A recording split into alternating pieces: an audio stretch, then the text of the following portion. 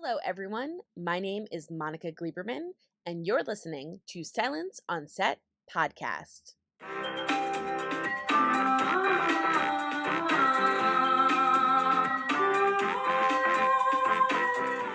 For today's podcast, we're on the red carpet of Day Shift, which is a movie about a hardworking dad out to provide for his daughter, uses a boring pool cleaning job as a front for his real gig, hunting and killing vampires.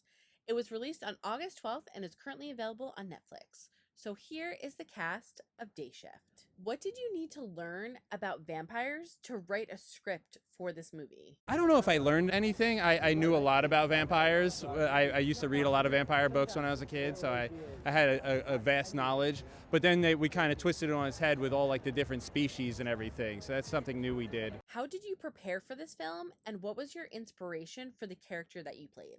That actually had a lot to do with the making of the characters, thinking about, all of the real estate agents that we've seen lately in those reality shows. I won't say which ones, but they were definitely an inspiration for Audrey and Day Shift.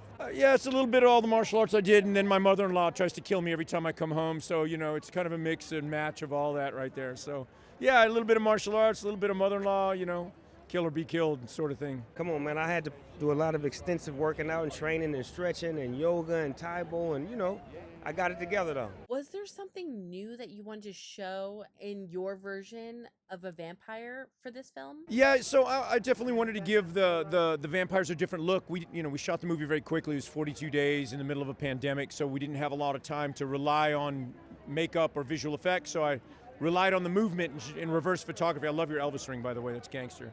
But yeah, a lot of reverse photography and weaponizing contortionists and reactionizing contortionists, trying to get a different take on it. So there you go. What would you choose to be in real life, a vampire or a vampire hunter? Vampire hunter. Yeah, I don't want to be a vampire. I don't want to live forever. I don't know, it sounds kind of fun. Yeah, I think vampire hunting sounds pretty stressful. They made it look pretty stressful. Yeah, they have more freedom.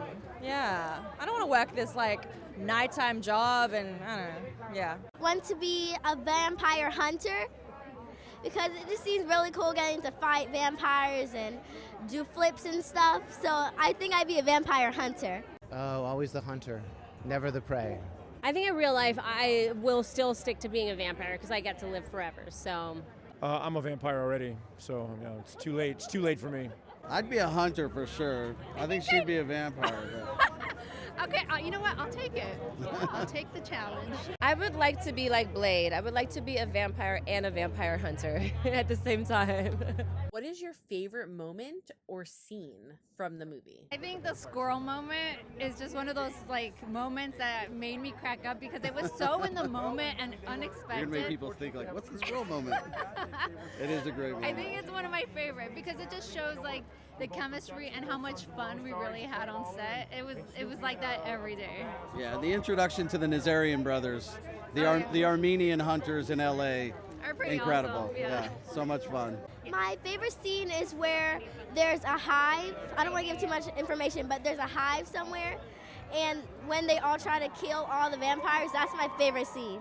My favorite moment has always been the Nazarian brothers sequence. It was written hysterically funny, and they play it hysterically funny. Atkins and Howey crushed it, and the contrast of Franco being the dorky guy, not ready to fight. It's just the best. I love it, and it works as well as I could have imagined and hoped it would work. My favorite scene in the movie probably is the house raid with all the vampires when it's Bud and Seth and the Nazarian brothers. It's basically the one that I was in. There's a moment in the film where I get to say pinche pool boy to Jamie, and I think that's one of my favorite going away. It's like my I'll be back. It's like pinche pool boy is what I love. Yes, that was my hasta la vista baby. Yeah. Well, I'm a big fan of we call it the old lady scene, the intro to the movie. That's probably the funnest and the one that made me laugh the most. Oh my god, how do I say this without spoilers? It's a scene where Jamie's character, Bud, finds out something about me that really upsets him. And we have a really long argument about it that involves some physical action. Definitely the scene with the Nazarian brothers. That's my favorite scene in the movie, and JJ took it to the next level. My favorite scene is possibly the opening sequence. And I also like the ending sequence, oddly. I did sustain a few bruises in that scene, but it was awesome. And afterwards, I was like, yeah, let's do some more.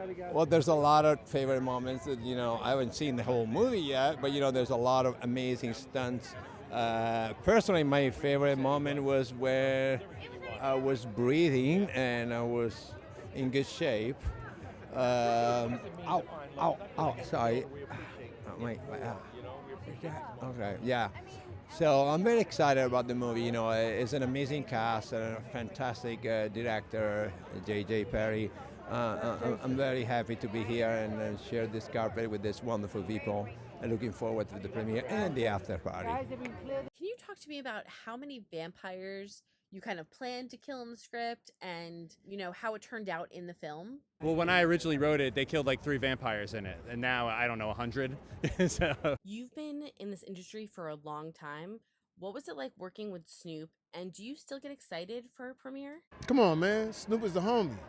I've been knowing Snoop since he was Calvin Brodus in Long Beach, California. So we friends. So when we was on screen together, man, it was just like, man, how about this? And then to drive down Sunset Boulevard and to see 3 big billboards, it feels good. We've been doing this business for a minute, but that Sunset Boulevard is a staple, and to have those billboards and things, it's a great thing. Can't wait for people to check it out. What did you like most when shooting the movie? And can you tell me about the role you played and what you enjoyed about that role? Yeah, well, Big John was given to me by JJ, the director. He wanted me to play it because he felt like I can handle the role and handle the action, and it was a challenging role for me, and I really appreciated them for putting me to the challenge. I'm anxious to see what it looked like because I haven't seen the movie yet. Yeah, I had a lot of fun kicking butt. After COVID, I was ready to, throw some punches.